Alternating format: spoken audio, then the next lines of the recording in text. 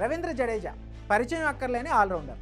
సుదీర్ఘకాలంగా భారత జట్టులో ఆల్రౌండర్గా తనదైన ముద్ర వేశాడు. ముఖ్యంగా టెస్ట్ క్రికెట్లో ఎన్నో చారిత్రక విజయాలతో జడ్డూ రోల్ చాలానే ఉంది. అసలు ఓ ప్లేయర్ టెస్ట్ క్రికెట్లో 7 ఏళ్ల పాటు నెంబర్ 1 ఆల్రౌండర్గా ఉండటం సాధారణ విషయం కాదు. అటు బ్యాటింగ్తో, ఇటు బౌలింగ్తో, మరోవైపు ఫీల్డింగ్తో ఇలా ఆల్రౌండర్గా జడేజా మ్యాచ్ మీద చూపించే ఇంపాక్ట్ అంతా ఇంతా కాదు. అతను ఆపే బౌండరీలతో, చేసే రన్అట్లతో ఇండియా బతికిపోయిన మ్యాచ్లు చాలానే ఉన్నాయి. అలాంటిది జడ్డూ ఇప్పుడు తన కెరీర్ చివరి దశకు వచ్చేశాడు. ఇప్పటికీ ఫుల్ ఫిట్గానే ఉన్నాడు. ప్రదర్శన పరంగానూ ఇంగ్లాండ్తో జరిగిన టెస్ట్ సిరీస్లో దుమ్ము రేపాడు. ఈ సిరీస్లో ఏకంగా 516 రన్స్ బాదాడు. ఇందులో ఓ సెంచరీ, 5 హాఫ్ సెంచరీలు ఉన్నాయి.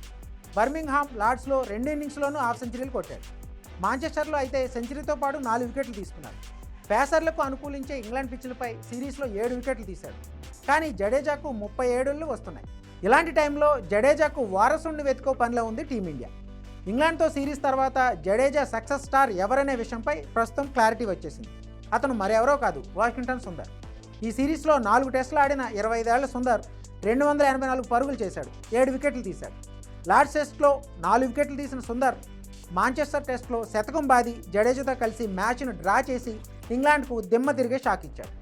ఓవల్ టెస్ట్ 2వ ఇన్నింగ్స్లోనూ కీలక హాఫ్ సెంచరీ కొట్టి జట్టును ఆదుకున్న వాషింగ్టన్ సుందర్ ఈ సిరీస్కు గాను ఇంపాక్ట్ ప్లేయర్గా టీమిండియా డ్రెస్సింగ్ రూమ్ అవార్డును అందుకున్నాడు.